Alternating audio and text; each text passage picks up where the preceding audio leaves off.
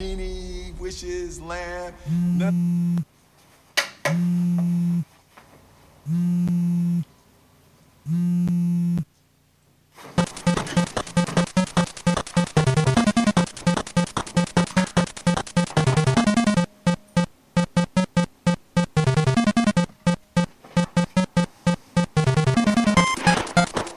No, it's not a CGI dog.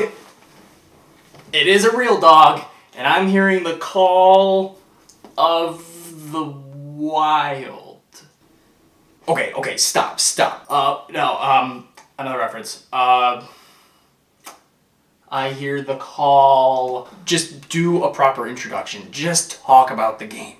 Fine, but we can still use him.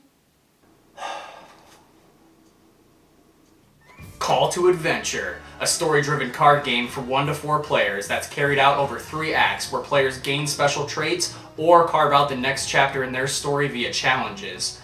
3 cards per act, and the goal is to craft the most elegant, benevolent, awe-inspiring, honorable hero that you can make. Or in his case, craft a corrupted scumbag whose only purpose is to sabotage your well-being and destroy everything in his path. Basically, he plays a bunch of these! At the start of the game, you choose between 2 origin cards, motivation cards, and destiny cards, the latter which you keep secret until Act 3. These are the foundation of your character, so choose wisely. On each player's turn, they either gain a trait by paying its cost, usually experience or having some other rune type.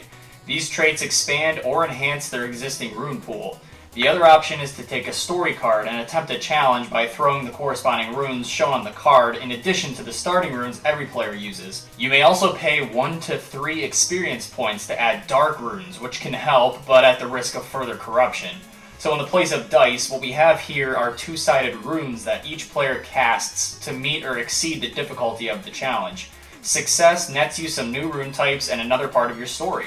They also sometimes give you story symbols for endgame scoring, straight up victory points, or you gain hero or anti-hero cards.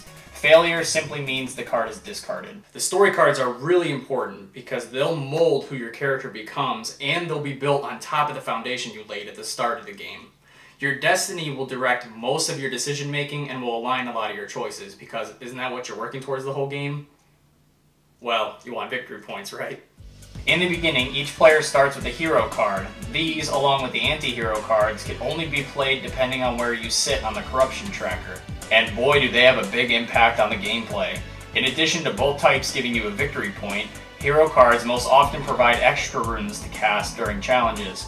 Anti-hero cards, on the other hand, affect the story a little bit more with rough decisions. You can sabotage other players or just flat out break the rules. It can be tough to honor the noble route and pursue the way of the hero, but the anti-hero gets all this flexibility because they don't always have to play by the rules.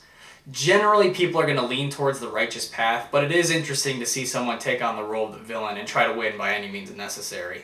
It's also fascinating to see how the cards take shape and unfold in each player's story, but at the same time, you're at the mercy of whatever gets flipped up. That can help or hinder you, because at some points there might be a card that doesn't play into your story at all, and that can be kind of tricky.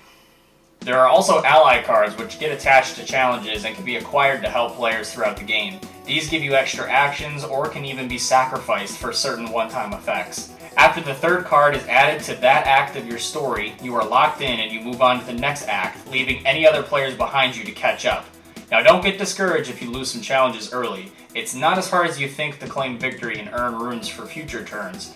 And as mentioned already, the hero or anti-hero cards can really help you or hinder others. After all is said and done, you tally your score by counting your story icons, experience, light and dark points within your story, and the hero and anti-hero cards you played. A winner is then crowned, but the fun part is telling the story of your hero after the game is over. As my humble beginnings as a farmer, I gained a spirit guardian in order to help me early in my journey, but despite that fact, I am a lone wanderer, and that guardian was only a means to my end to become one with nature. And through that, I was able to use my wisdom, my strength, and my charisma to bring the knowledge of creation and its bliss and beauty to the world. I just wanted to go full corruption and sabotage you every chance I had.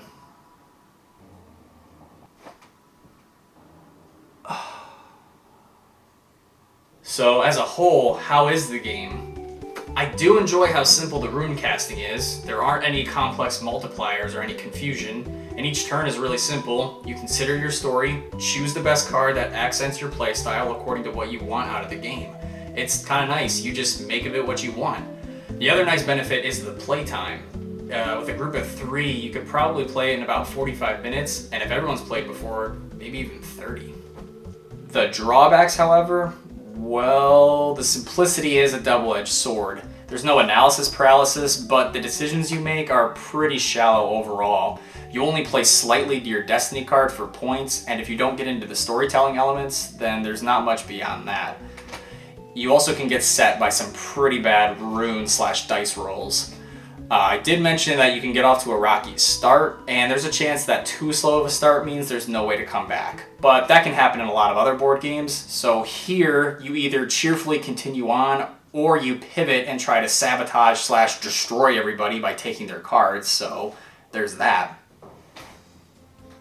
I will say the art and component quality is really nice. The runes feel really good to use, and the cards are all detailed and have a storybook kind of quality to them.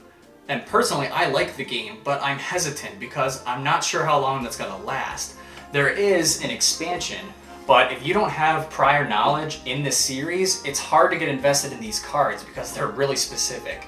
It does add a mechanic that helps you when you fail challenges, but outside of that, we didn't really enjoy it that much.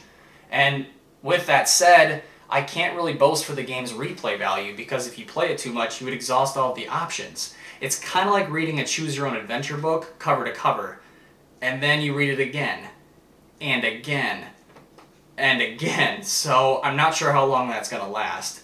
But despite the minor drawbacks, I think it's a really good game to unwind with and exercise your imagination, because humans are storytelling creatures. We all have a story to tell, and that's the game's main selling point. It asks, what kind of story do you want to tell? And what kind of hero do you want to create? And you can answer that in Call to Adventure.